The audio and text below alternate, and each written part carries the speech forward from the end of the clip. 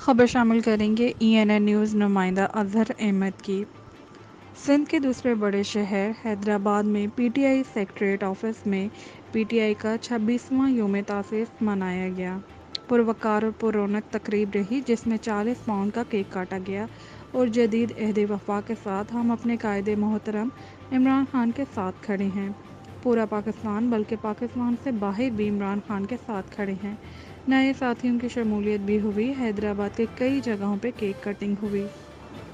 मज़ीद रिपोर्ट देखते हैं हमारे नुमाइंदा अज़हर अहमद की।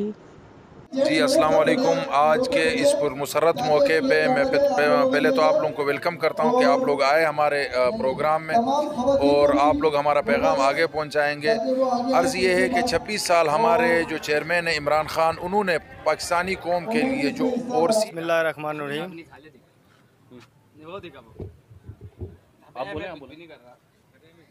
बिस्मिल्लाहिर्रहमानिर्रहीम। आज हम लोग यहाँ जो शामिल हैं वो आज 26वीं यौम तासीस है पाकिस्तान तहरीक इंसाफ की। आज से यौम तासीस जोश व खरोश से मनाया गया हैदराबाद में, उसके वजह से औज़ुबिल्लाहि मिनश्शैतानिर्रजीम बिस्मिल्लाहिर्रहमानिर्रहीम नहमदुहु व नसल्ली अला रसूलिहिल करीम।